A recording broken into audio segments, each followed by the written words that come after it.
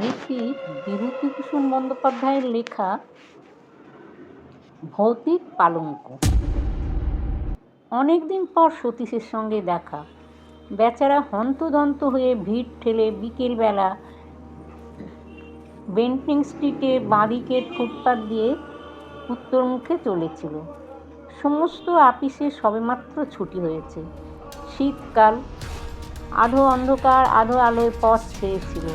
ক্লান্ত দেহে ছ্যাঁকড়া গাড়ির মতো ধীরে ধীরে পথ ভেদ করে চলেছিলাম।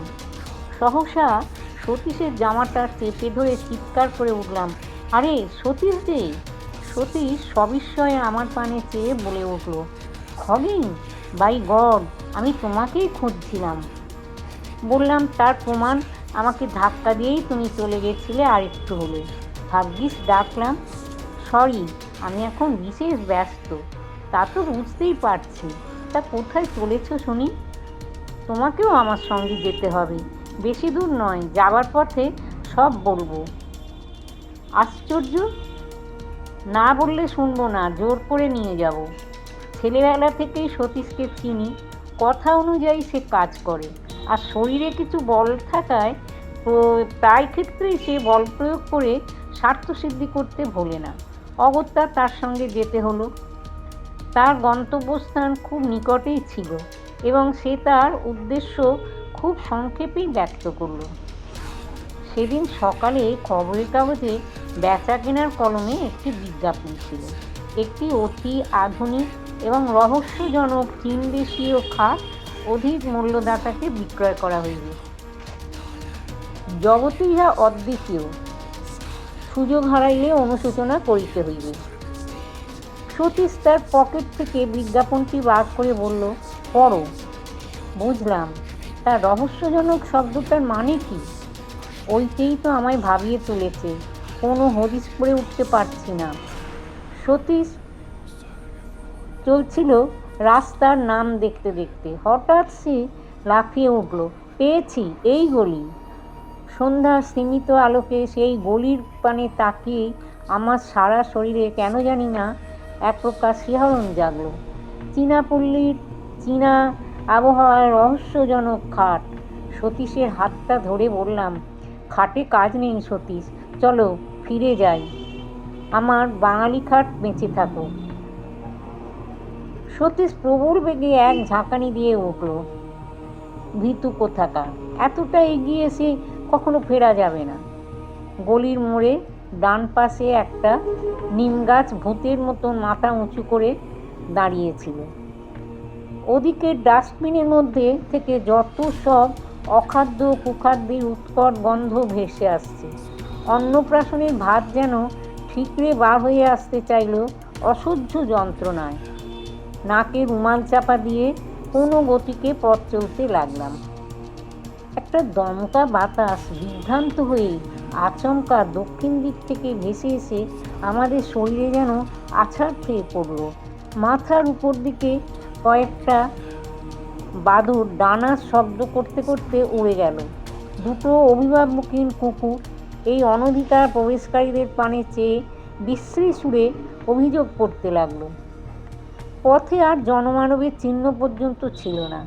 পাশে একটি চীনা ডাক্তারের বহু পুরাতন সাইনবোর্ড, তার উপর নরকঙ্কালের ছবিটি জীর্ণপ্রায়।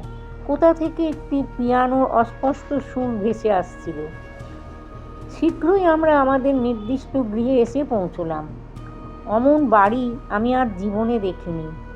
ইট বার করা পঙ্গুপ্রায় বহু প্রাচীনকালের সাক্ষ্য নিয়ে দাঁত বার করে দাঁড়িয়ে আছে। হয়তো নবাব আলীবর্দী খাঁর আমলে এই বাড়ির ভিত্তি স্থাপন হয়েছিল।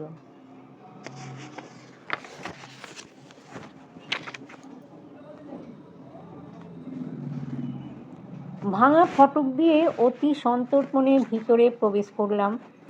বাড়ির ভেতরে গিয়ে আমি অবাক হয়ে গেলাম। এত লোক এখানে কোথা থেকে এলো?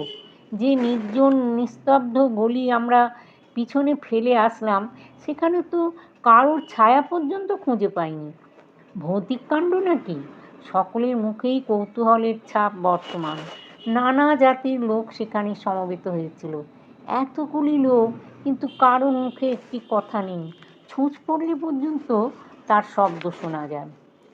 ঘণ্টাখানেক পর একটি বৃদ্ধ মোটা চীনা আমাদের পথ প্রদর্শন করে নিয়ে গেল। তার মাথার একটি চুলও কাঁচা ছিল না। তার সামনের ওপরের দুটি দাঁত সোনা দিয়ে বাঁধানো, আর বাঁ হাতের উল্কিতে একটি ভোজালির ছবি।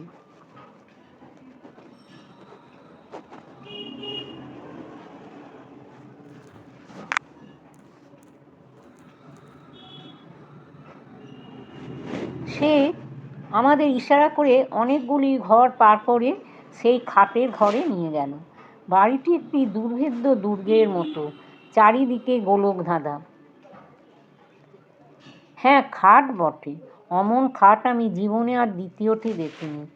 খাট আমি অনেক দেখেছি, কিন্তু ঠিক ওই রকম আশ্চর্য চীনা খাট সেই প্রথম এবং শেষ দেখলাম। তার অপূর্ব ভাস্কর্য, অপূর্ব কারুকার্য। একপাশে ভগবান বুদ্ধের ধ্যানগভীর প্রশান্ত মূর্তি। আয়তনে খাটটি বিশেষ বড় নয়, দুটি মানুষ বেশ আরামে শুতে পারে। আবার আশ্চর্য, সেই খাট বাড়িয়ে 10 জনের জায়গা করা যায়। দেখে চমকে গেলাম। সকলের সঙ্গে দর কষাকষি হতে লাগলো। ওই সামান্য একটা কাঠের খাটের প্রতি সকলেরই মন আকৃষ্ট হয়েছিল।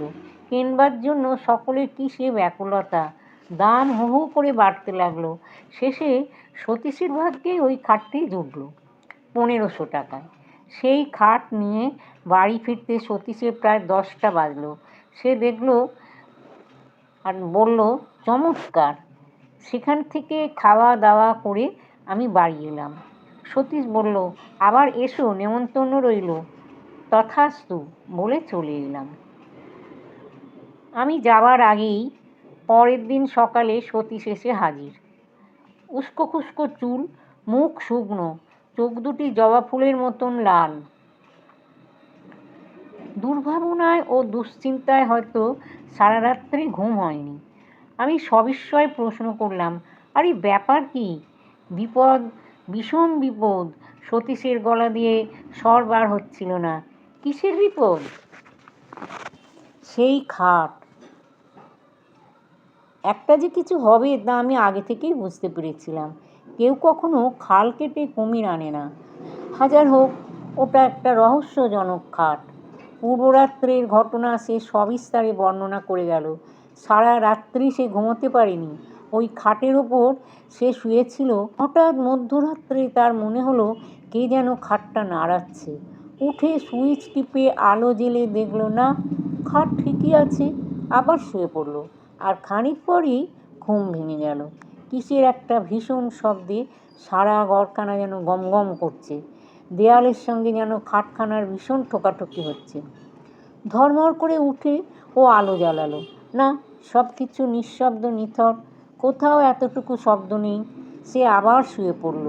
এবার আর সে আলো নেভালো না।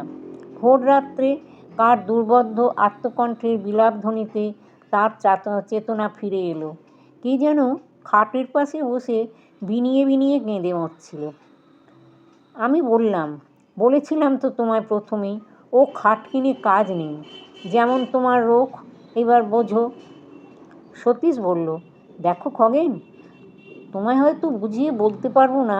ওই হতভাগা খাটখানার উপর এমন মায়া লেগে গেছে যে কি বলবো, আমি ওকে ছাড়তে পারবো না। তবে মরো ওই খাট নিয়ে, আমি তোমার সাহায্য চাই। আমার সাহায্য? হ্যাঁ, আজ তুমি আমাদের ওখানে রাতে খাওয়া দাওয়া করবে। সারা রাত না ঘুমিয়ে ওই খাট পাহারা দেবে। দেখি ওর গলদ কোথায়। আর আমার অফিস? পাগল, কাল যে রবিবার। অগত্যা বন্ধুকে সাহায্য করবার জন্যে সন্ধ্যাবেলা তাদের বাড়ি গিয়ে হাজির হলাম।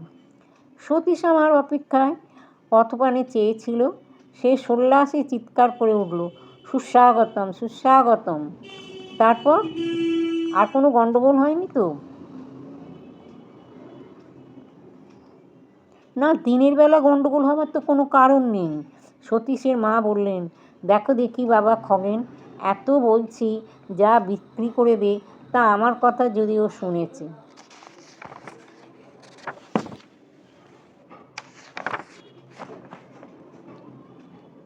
সতীশ বলল, বলছো কি মা, ভয় পেয়ে 1500 টাকার খাটটা বিক্রি করব?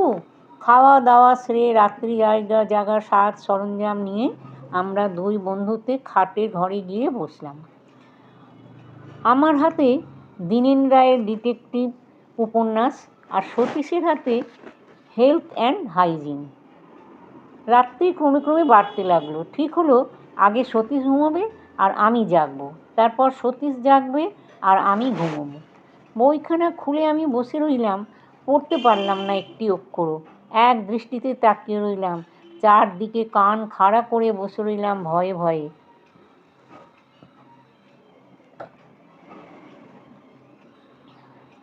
এতটুকু শব্দ থেকে থেকে চমকে উঠছিলাম। ওই বুঝি অপদেবতা আমার গলাটি টিপে ধরল। কাদের বাড়ির ঘড়িতে সুর করে 2টো বেজে গেল। হঠাৎ মনে হলো কে যেন বাইরের বারান্দায় চলে বেড়াচ্ছে। তার পদশব্দ বেশ স্পষ্ট হয়ে উঠল। আমার সারা শরীর দোল দিয়ে কেঁপে উঠল, লোমগুলো খাড়া হয়ে উঠল। হঠাৎ সশব্দে খোলা জানালাটা বন্ধ হয়ে গেল। মুহূর্তে বোধ হলো আমি যেন শূন্যে উঠে গেছি। আমার জ্ঞান যেন লোপ পেয়ে গেছে। আমি মৃত না জীবিত তাও ঘোর সন্দেহের বিষয় হয়ে উঠল। আমি সবাই ডেকে উঠলাম, সতীশ, সতীশ।